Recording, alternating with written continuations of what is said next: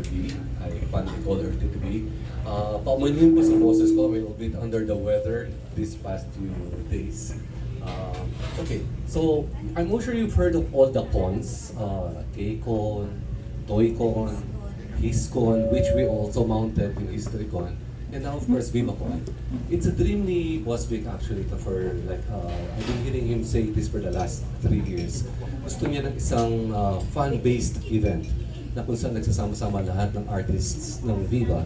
And true enough, it's the first time na magsasama-sama lahat ng artista, talents ng Viva all in one event. This includes of course not only the artists but even the singers.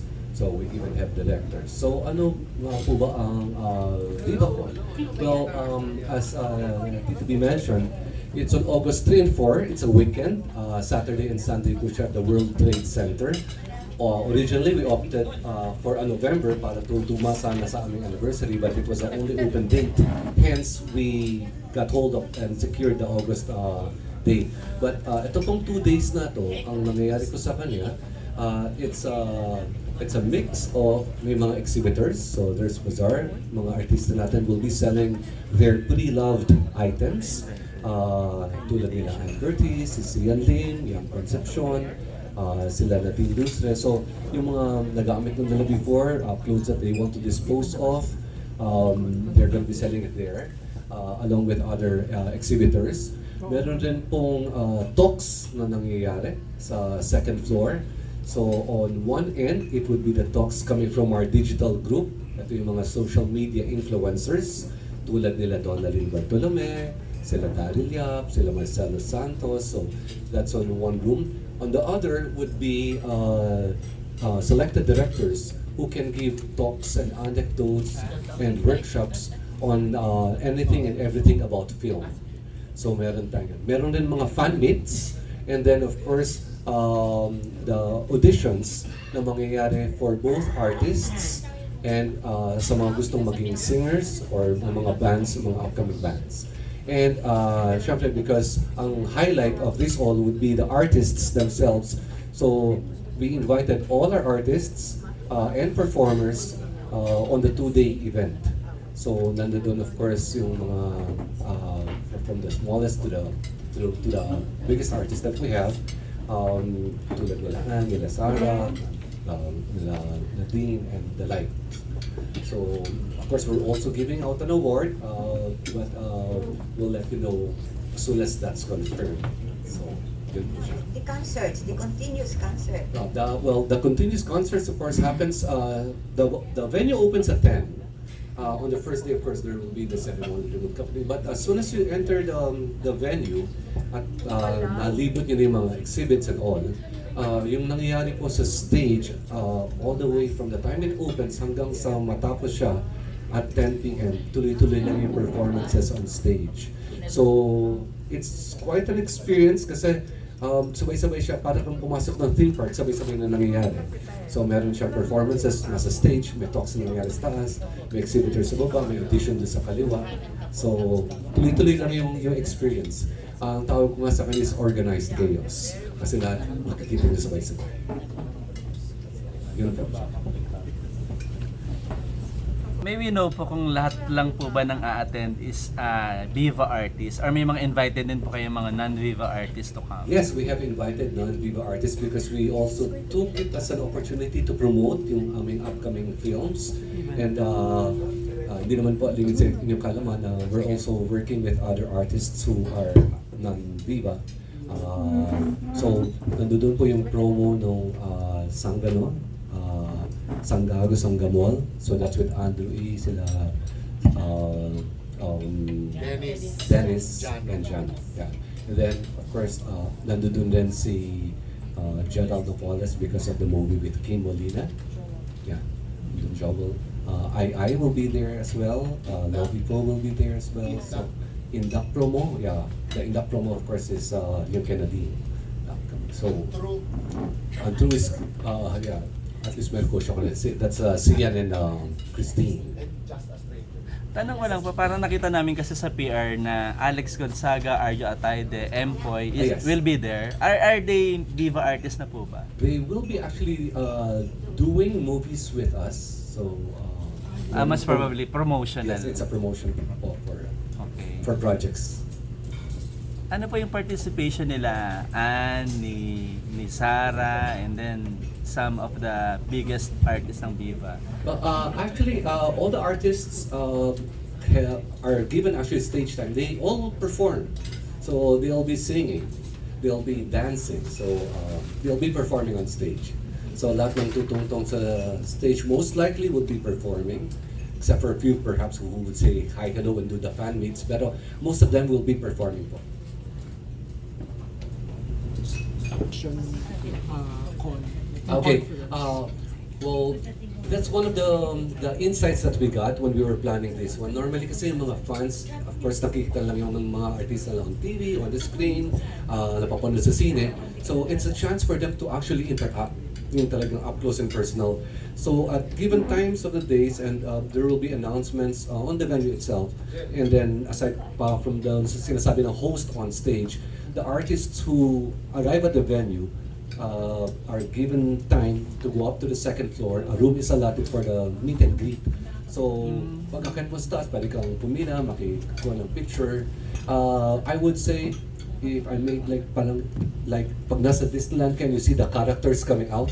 Di ba? Ganun siya. So, may mga respective times of the day na pupunta yung mga artists, and then they allow, meron pa nga kami the Viva books na installation sa baba amongst exhibitors, and those who have written books, yung pinublish at distribute ng Viva, they'll do autograph or book signing. Of the authors ng Viva.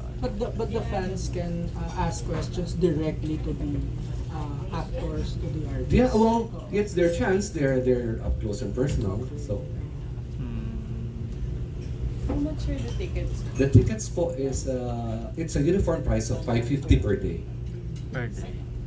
Tapos Yeah. So yung pagbayad mo ng 550 allows you, kung gusto mo audition ka na. You enjoy the exhibits. If you want to listen to the talks upstairs, or if you want to watch and stay up until the concert all the way until the evening, so it's one uniform pricing. Paki-expound po yung audition. Ano po yung hinahanap ng Viva ngayon, yung mga mag-audition?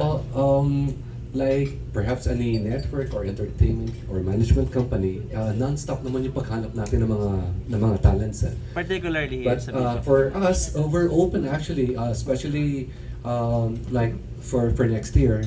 We know for a fact that we need to produce about like 30 films.